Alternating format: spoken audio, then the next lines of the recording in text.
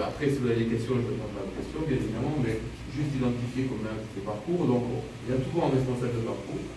Donc là, pour le coup, c'est ici, pour la mécanique appliquée, c'est un peu plus lourd. Il y a toujours des objectifs dans le parcours, bien évidemment. On cherche à former l'étudiant dans une thématique bien identifiée. Ici, c'est alors finance, vous voyez, on retrouve finance, entrepreneuriat, etc. Et on recherche effectivement les débouchés parce que ce qui va nous préoccuper, c'est qu'effectivement, les étudiants qui sortent soient directement embauchables et puissent trouver des embauches assez facilement.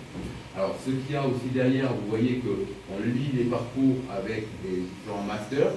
Donc, c'est ces fameux masters qui sont coopérés à Paris-Saclay. Donc, un étudiant qui fait le parcours mathématiques appliquées a des possibilités et peut s'inscrire, par exemple, au master UF, qui est la quantitative finance, et puis, par exemple, un PRO, qui est le master associé à la recherche au plan.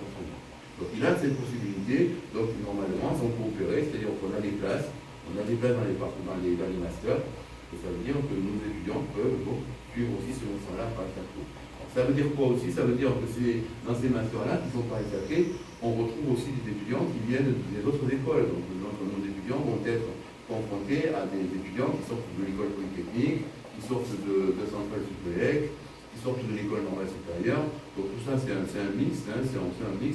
Et finalement, ça revalorise aussi l'NCE parce que finalement, ça veut dire que les étudiants de l'NCE jouent dans la cour des grands. On joue dans la cour des grands, même si on n'est pas sur le ranking de l'école, ne nous permet pas de dire qu'on fait partie des 5 premiers.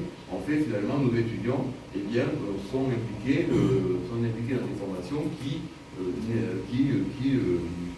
regroupent les meilleures écoles françaises.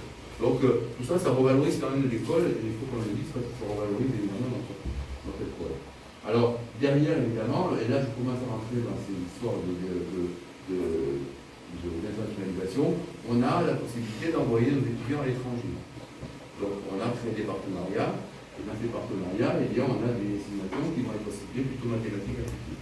Par exemple, je prends Munich et Bologne, les étudiants en semestre S4, par exemple, de l'ESCE, peuvent partir étudier à Munich et à Bologne sur un semestre, revenir faire le master de finance quantitative et avoir à ce moment-là un double diplôme. On va avoir à la fois le master de Bologne, à la fois le master de Munich et le diplôme de l'ENSCU. Ça a un côté assez sympa parce que finalement ça étoffe les CV, ça permet évidemment d'avoir des CV qui sont très attrayants pour les recruteurs.